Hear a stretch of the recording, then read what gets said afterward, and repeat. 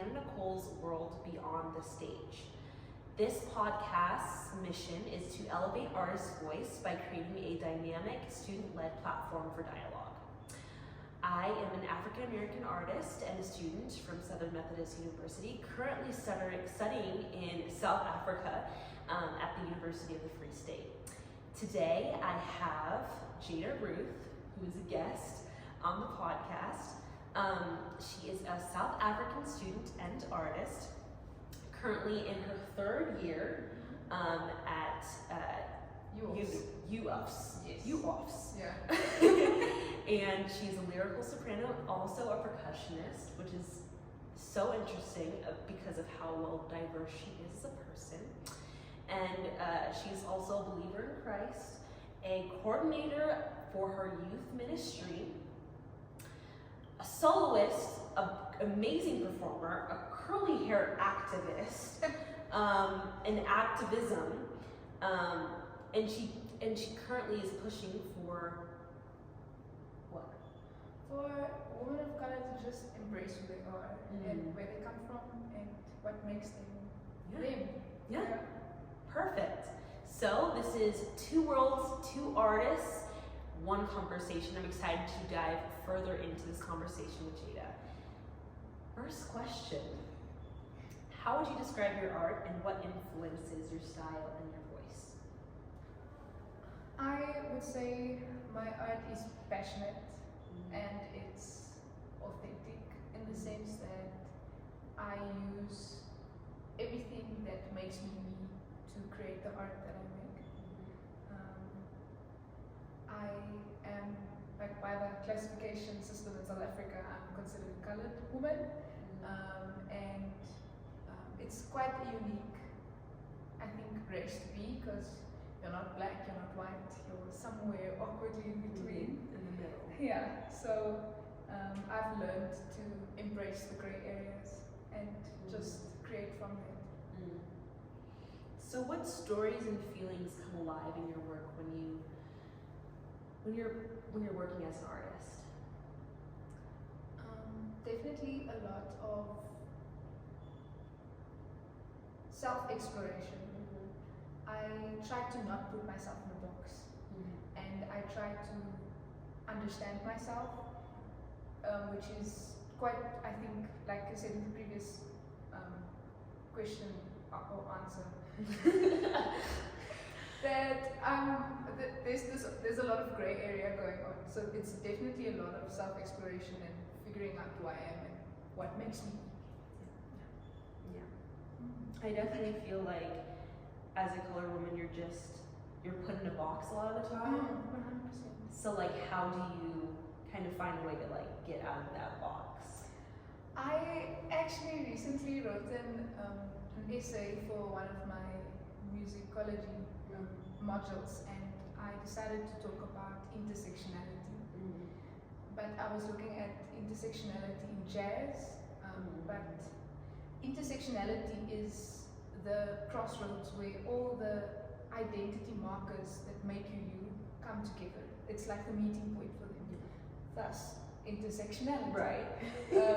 Kimberly Crenshaw was the author and inventor of the term, and I find so much inspiration from her. She definitely uses it in a more activist point of view, but I use it in a way to understand myself and my art and who I am as a person. Do you feel watched or judged as a Black woman? Because beauty is a part of art. Do you feel watched? Yes, I definitely do.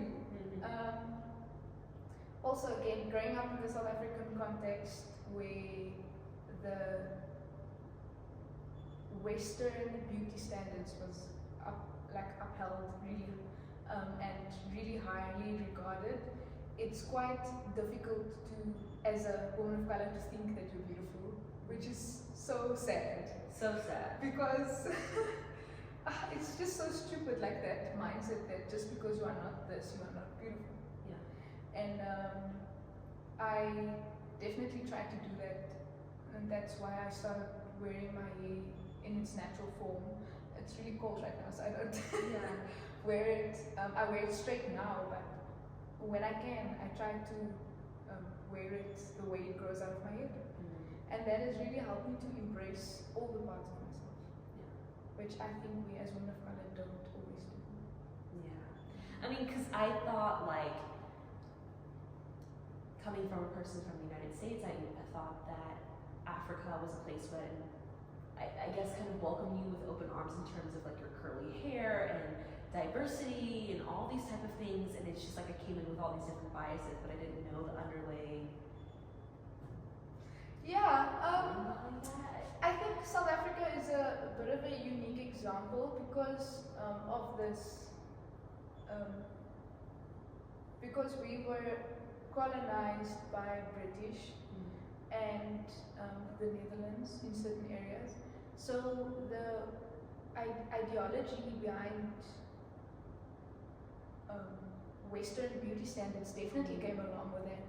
And so it definitely seeped through until like my generation, because I know girls who will not wear their hair curly, even though they have the most beautiful curly hair, and they're just not comfortable, because that's a mindset that's been continued on for generations. And then adding on to like the way you express yourself, does apartheid show up in the way that you express yourself as a Black artist today? I know don't. that's such like a deep It's question for right now, but like I think in some ways it does, but I didn't grow up in apartheid. My parents did, and they were like early teens when it ended.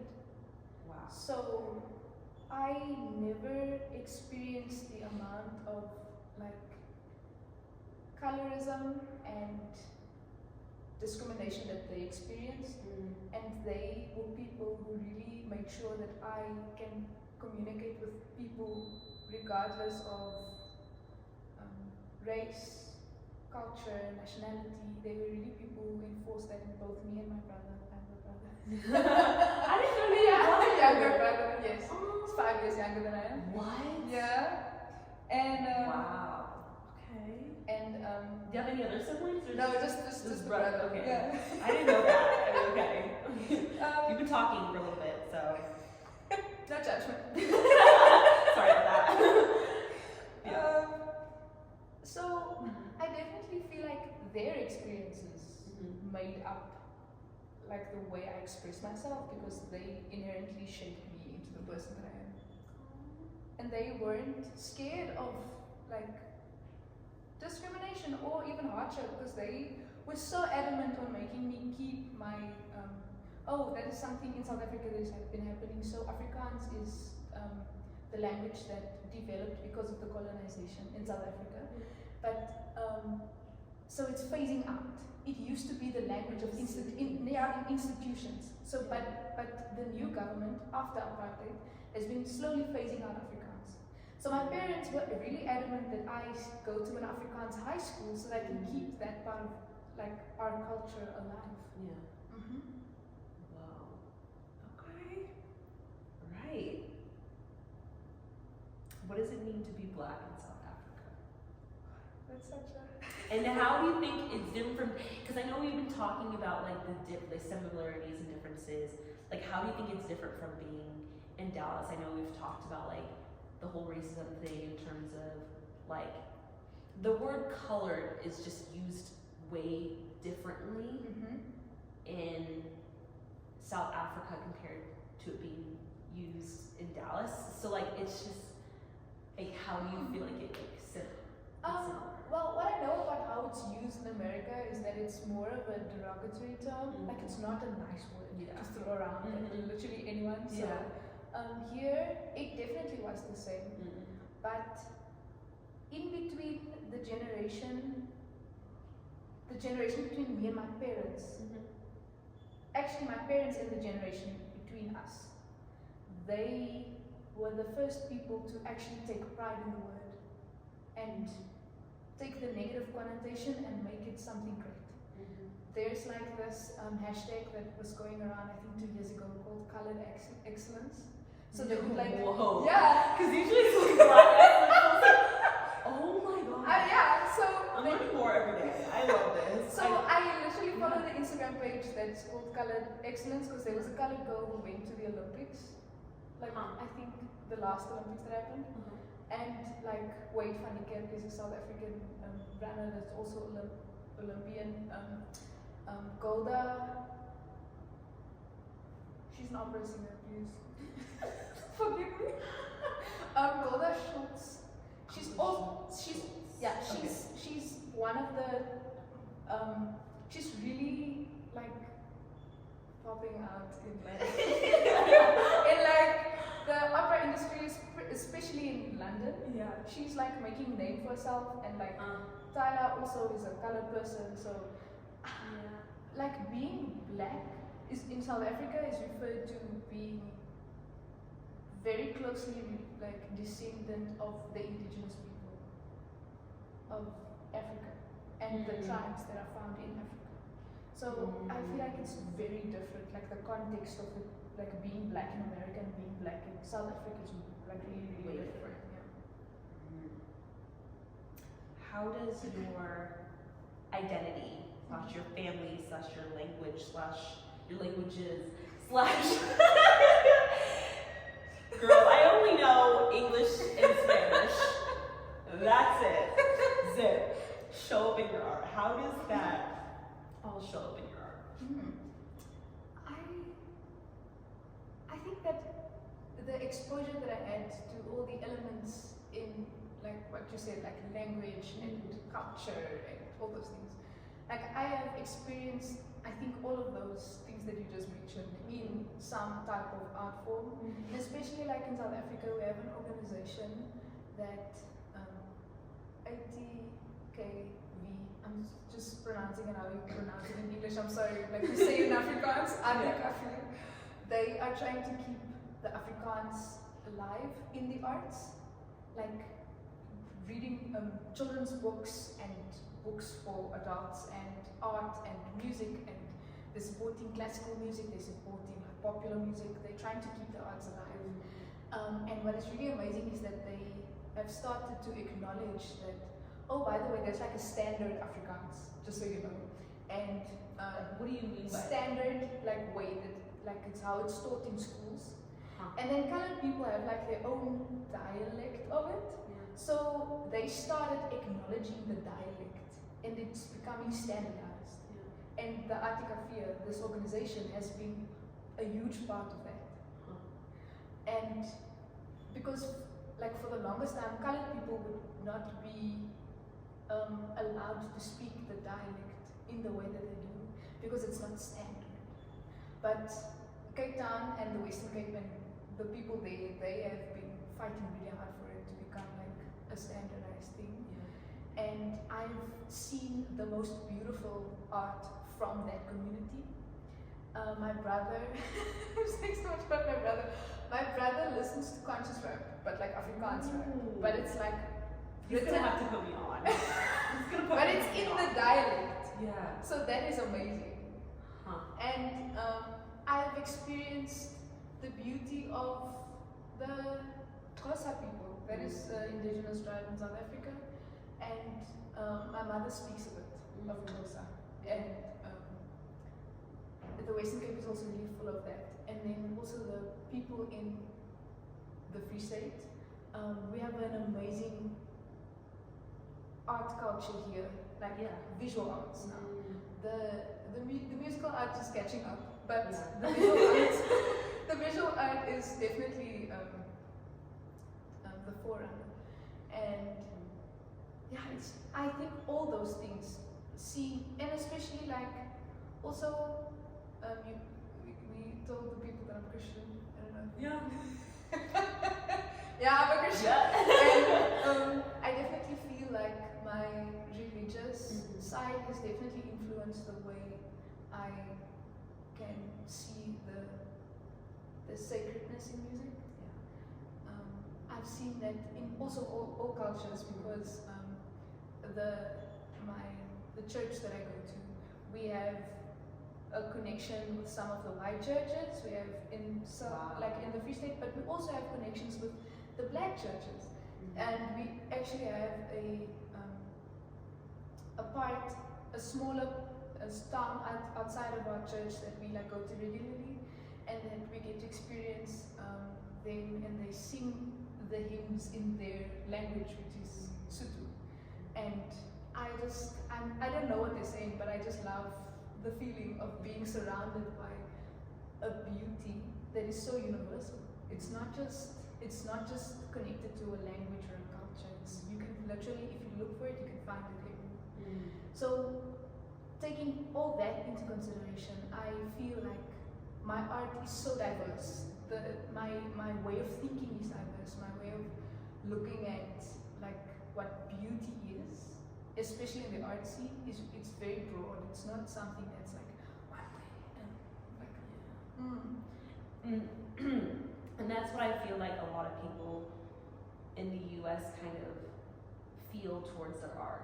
It's like one way, this is the only way it can go.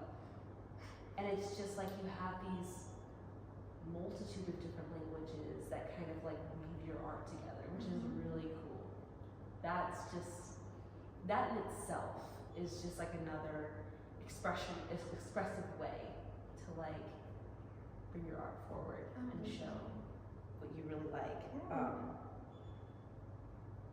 Do you feel like your community expects you to represent them? Oh yes. Yeah. Which is sad. Which is sad because because this one group wants to own you. You are not for other people. That's what I've noticed, is that it's like, it's very much like, do the tribes come together? Is it more like separate? I think it's not necessarily, maybe in like smaller like places, but in Bloem it's definitely class systems that work more together. So if you fit into this idea, because what I've been seeing is the integration of different cultures and languages coming together. And I've seen, like, let's for example say like really, really like rich black people like look down on really, really poor black people, or really, really rich white people look down on really, really poor white people. So it's in the context of Bloemfontein, there's definitely a class system going on. So each group like fends for their own. Yeah. So I feel like that is so stupid, because I feel like art is something to be shared, and I know that because as a percussionist, I've been able to enjoy the dance rhythms of Latin America, and I've been able to escape to Western Africa, Nigeria and Kenya, because of the influence that has on percussion music. And I've even been able to look into the indigenous rhythms of different continents, and I've been able to identify with those people because of my love of music. So so yeah, these communities, they want you to represent them and they want to own you. And does that like make you an artist through that, like or an activist through that? I think so. Yeah. Because I'm blurring the lines. Yeah. You are blurring the lines through all of these different. Yeah. Do you work through pain, joy, or pride in your art? Do you create healing through your art? Does it heal you in a way? Because I said you're a believer, so does that make a huge influence on your healing journey? You know what I mean? I understand. I was actually thinking about this the other day. Like before you guys came. Like I saw this video of someone talking about how if there's a creator and the creator made us in his image, then we are creatives. And as a creative, we are able to connect with God in that level. And I've definitely worked through a lot of things through my art, and I've definitely used it to experience healing. Yeah. And then these are closing reflections. What did you discover about, I guess, us Americans coming here, or about yourself, or through this conversation in general? I realized that we are the same. We are one person. We're actually one person. Sorry. I mean, no, the whole group, having you guys here and working with you, I've felt that I can really identify with you on a human level, like besides the culture differences, besides the language differences. They say caste, but caste, and we in South Africa say caste. And despite those differences,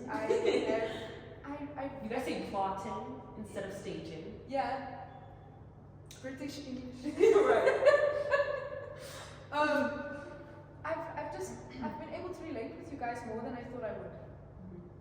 I was not expecting to be able to relate on that level, because I knew that the culture difference would be like an immediate thing, but the more time that I spent with you, your accent sort of fades away, and you just become Hannah or other Jada.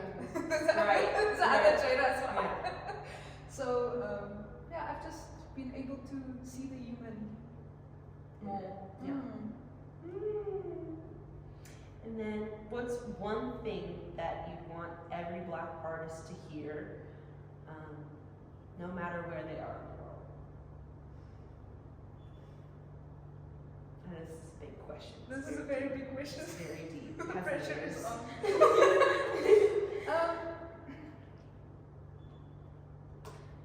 I would say, believe in yourself. Even if not everyone believes in you, or no one believes in you even, if that is the case, believe in yourself. You don't know who you're going to touch. You don't know where your art is going to end up, and who is going to find inspiration through your art.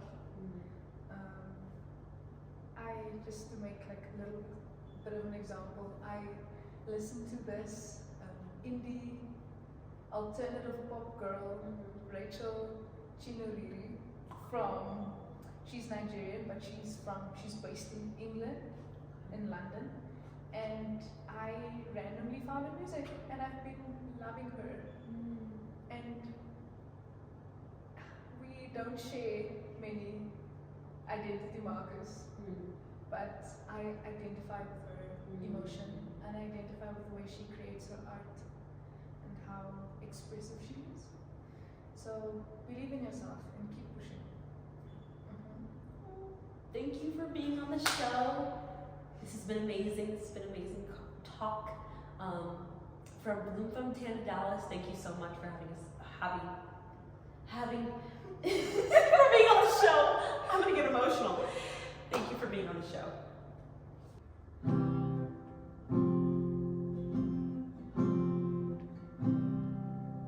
Like a comet pulled from orbit as it passes the sun, like a stream that